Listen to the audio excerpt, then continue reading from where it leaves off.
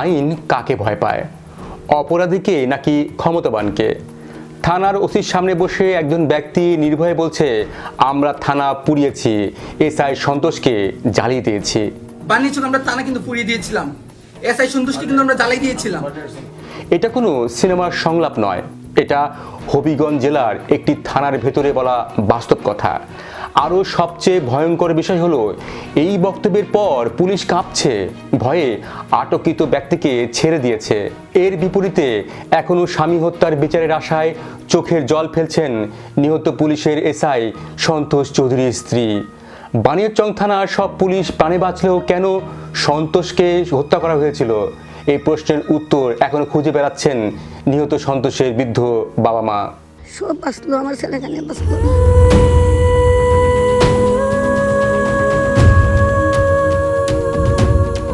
বিবিসির বাংলা তথ্য বলছে, 24-এর গণ অভ্যুত্থানের সময় বাংলাদেশ পুলিশের অন্তত 44 জন সদস্য নিহত হয়েছেন। তবে অনেকের ধারণায় এই সংখ্যা অনেক বেশি। পুলিশের এই সদস্যদের বেশিরভাগই সহিংস হত্যার শিকার হয়েছেন। বিভিন্ন স্থানে এমনকি থানার মধ্যে আক্রমণের মুখে পড়েছিলেন তারা। জুলাই আগস্টে পুলিশের বেশ কয়েকজনকে পিটিয়ে মেরে ঝুলিয়ে রাখা হয়। কারা তাদের হত্যা করেছিল তার খুব বেশি তথ্য পাওয়া যায় না। দেশের গণমাধ্যমেও সেসব নিয়ে বিশেষ কোনো প্রতিবেদন নেই। দু একটি আন্তর্জাতিক গণমাধ্যমের কারণে কিছু ঘটনা সামনে আসছে।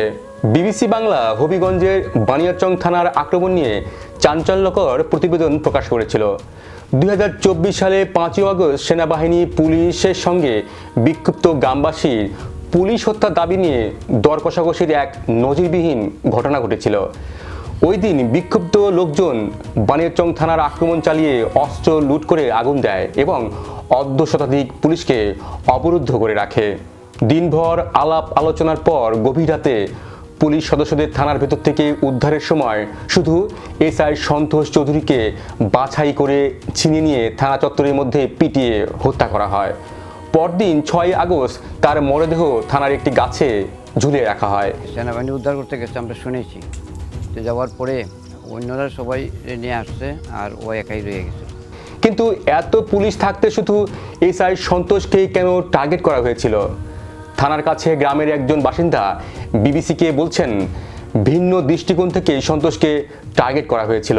মানুষ যারা ইয়াবা ব্যবসা করে, গাঁজার ব্যবসা করে, মদের ব্যবসা করে, তারা ওই একটা অক্টাই তুললো, সন্তোষের বিচার চাই। সন্তোষ চৌধুরী ছিলেন পরিবারের একমাত্র ছেলে। মৃত্যুর 10 মাস আগে তার বিয়ে হয়েছিল, আর মৃত্যুর 3 মাস পর একটি সন্তান হয়েছে। সন্তোষের মায়ের প্রশ্ন, সব পুলিশ বাঁচলো কিন্তু কেন সন্তোষকে বাঁচানো গেল না? প্রশ্ন জাগে, সব বাঁচলো, আমার ছেলেখানে বাঁচলো না, ফিরে আসলো না। বানিয়াচং থানায় হামলা এবং পুলিশ হত্যার ঘটনায় 22 আগস্ট পুলিশ বাদী হয়ে একটি হত্যা মামলা করে, কিন্তু মামলার তদন্তের অগ্রগতি নেই, কেউ গ্রেপ্তার হয়নি। অথচ থানায় বসে ওসির সামনে বীরদপ্তে হত্যাকারীরা বলছে, সন্তোষকে আমরা পুড়িয়ে দিয়েছি, আর পুলিশ বসে বসে দেখছে আর থরথর করে কাঁপছে। শুক্রবার হবিগঞ্জের শাস্তাগঞ্জ থানা পুলিশ এনামুল হাসান 9 নামে একজনকে আটক করে। এর কয়েক ঘন্টার মধ্যে থানায় হাজির হয় একটি দল। নেতৃত্বে ছিলেন বৈষম্য বিরোধী ছাত্র আন্দোলনের হবিগঞ্জ জেলার সদস্য সচিব মাহাদি হাসান। তিনি দাবি করেন, নয়ন ছাত্র আন্দোলনের পক্ষে ছিল, সে জুলাই যোদ্ধা। পুলিশ ছেড়ে দিতে অস্বীকৃতি জানায়। ঠিক এখানে শুরু হয় সেই ভয়ঙ্কর দৃশ্য। সামাজিক মাধ্যমে ছড়িয়ে পড়া ভিডিওতে দেখা যায় মাহাদি হাসান থানার ভেতরে বসে ওসিকে বলছেন, আমরা আন্দোলন করে সরকার তৈরি করেছি, প্রশাসন আমাদের লোক, আপনি আমাদের ছেলেকে গ্রেপ্তার করেছেন কোন সাহসে? আমরাই গভর্নমেন্টকে ফোন করেছি, ওই জায়গা থেকে আপনারা আমাদের প্রশাসনের লোক, আপনারা আমাদের ছেলেদেরকে গ্রেফতার করে নিয়ে এসেছেন, আবার আপনারা আমাদের সাথে বার্গেনিং করতেছেন এবং বলতেছেন যে আন্দোলনকারী হয়েছে, তো কি হয়েছে? তারপর আসে সেই ভয়ঙ্কর স্বীকারোক্তিমূলক হুমকি, আমরা বানিয়াচং থানাকে পুড়িয়ে দিয়েছিলাম, এসআই সন্তোষকে জ্বালিয়ে দিয়েছিলাম। যেখানে সবচেয়ে ক্রুশাল ইম্পর্টেন্ট আন্দোলন হয়েছে এটা হবিগঞ্জ, এদের মাঝে একটা। বানিয়াচং আমরা থানা কিন্তু পুড়িয়ে দিয়েছিলাম, এসআই সন্তোষকে কিন্তু আমরা জ্বালিয়ে দিয়েছিলাম। আপনি আসছেন, ঠিক আছে, তো ওই জায়গা থেকে কোন সাহসে নিয়ে কথাটা বললাম জানতে চাই আজকে। একবার ভাবুন, থানার ভেতর দায়িত্বপ্রাপ্ত ওসির সামনে, ক্যামেরার সামনে এই কথা বলার সাহস কোথা থেকে আসে? এই সাহস আসে তখনই যখন তারা জানে তাদের কিছুই হবে না। সবচেয়ে ভয়ঙ্কর জায়গা এখানেই।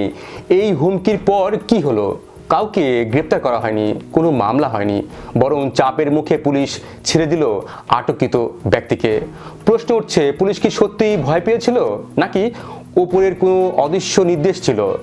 যখন থানার ভেতরে বসে পুলিশকে ভয় দেখানো হয়, তখন সাধারণ মানুষের নিরাপত্তা কোথায়?